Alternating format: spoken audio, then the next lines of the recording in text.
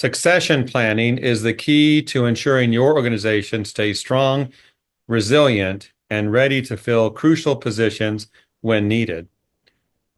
It's about more than just having replacements in line. It's about preparing and developing talent from within so the organization continues to thrive, even when key employees move on.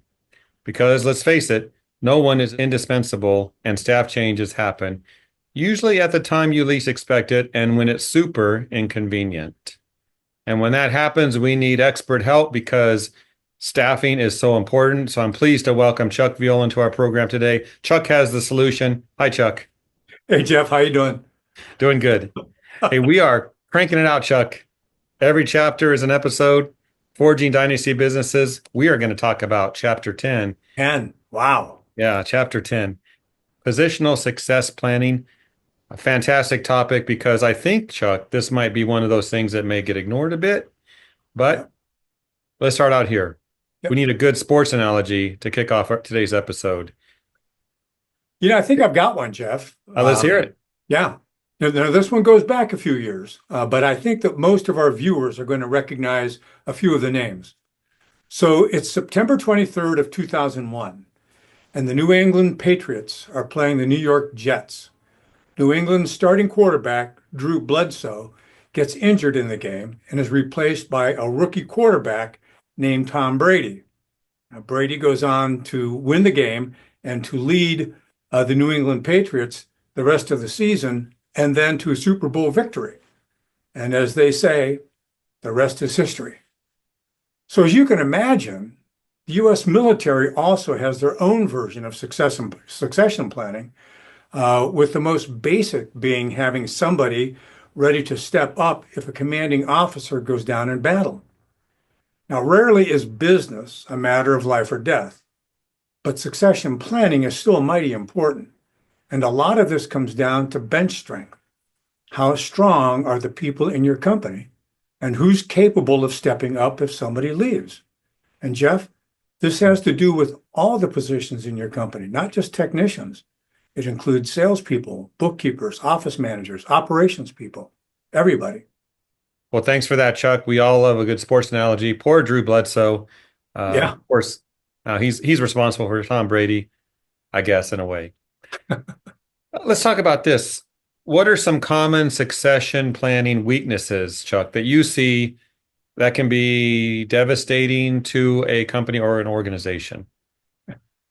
Good question, Jeff. And by that question, do you mean other than thinking that we're going to live forever, or that we're never going to get hurt or ill, or thinking that nobody can do our job as well as we can? Those are all huge weaknesses in our thinking, and they lead to some of the actions or inactions that we take as business leaders. As far as other weaknesses, though, a couple that stand out. The first is waiting too long to start thinking about successors in various positions. Now, frequently it takes us so long just to find the right person to fill a position in our company that we don't take the time to consider what happens if they might leave at some point. Another is exhaustion or burnout. It's no secret that running a business can be exhausting. Many of us don't take the time to recharge our batteries or even just to catch our breath. As a result, we fall into a reactive mode and rather than a proactive mode. So rather than planning ahead, we wait for something to happen and then we react. And probably another one, and I'll wrap it up with this one, that I've seen frequently is assuming that simply because somebody shares your last name, that they're either qualified for a position or that they even want the position. And while we've all seen examples of where this has worked out great, and I applaud that, I feel that they're the exception rather than the rule. But we could still fill another podcast on that one, Jeff. Absolutely. And is there a Chuck Jr. ready to step in for you? Actually, there is not a Chuck Jr. waiting to fill in for me. None of the kids expressed an interest in the business, and so we've moved in another direction. So with that in mind, Chuck, how does a business owner create a strong succession planning strategy? Yeah. This starts with a clear picture of where the company's going. All right. This usually involves a business plan, but not always. Okay, what are the company's goals for future growth? Look, if you're a small organization and you want to keep it a small organization, then finding backups for positions is going to be a very limited issue. But if you have plans to grow the company or expand on the service offerings the company offers, or expand geographically by adding additional offices, then you can use this as a baseline for your succession plan because the structure of your company is going to change and you're going to need strong people to do this successfully. This will also give you some insights into the skills that you'll be looking for with these successors. Okay, Chuck, we know the plan. How do you identify those strong successors? Because everyone wants to move up. Well, most people want to move up, but not everybody does. But let's just look at the ones that do. And Jeff, in my opinion, the single most important factor is cultural fit. I know you would expect me to say that, but I've seen it too often. Are the successors' values, the person that you want to move up, are they in alignment with the company's values and your own values? This means things like drive, personal integrity, character. Here's why I start here with this. Okay, it doesn't matter how good a successor is with a technical perspective or how smart they are. If their values are not in alignment with the owners, it just will not work out long term. At some point, you get worn down having to cover for their character flaws or having to explain them away. And now to one of my favorite parts is the real life example you have in the chapter where you write about how the structure can be the culprit. That sounds like a movie, Chuck. Talk about that. Yeah. This was a painful one for me, Jeff. And the example in the book and telling it here on camera, it's painful because I was the consultant with this client, and it had to do with my client's project managers having way too much autonomy. If you know anything about project managers, and my apologies in advance if I'm offending any project managers, but you know that they can be prima donnas. Now, naturally, not everybody, but many are. And that was the case here. We gave them way too much leash and too little oversight. I cautioned my client about it, but quite frankly, I was not firm enough in following up. He ended up having two of his four PMs poached by a competitor.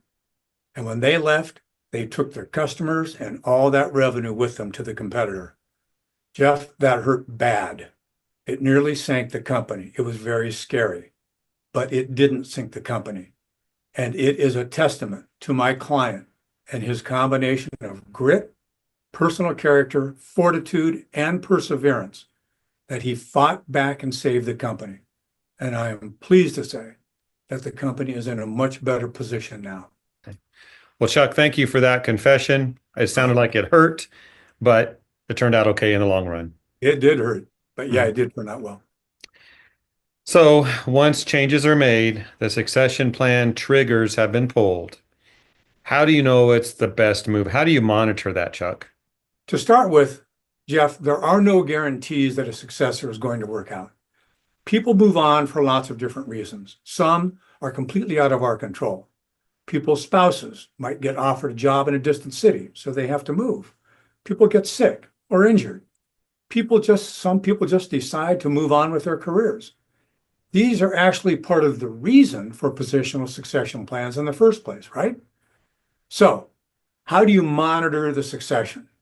Well, you start by setting expectations in writing.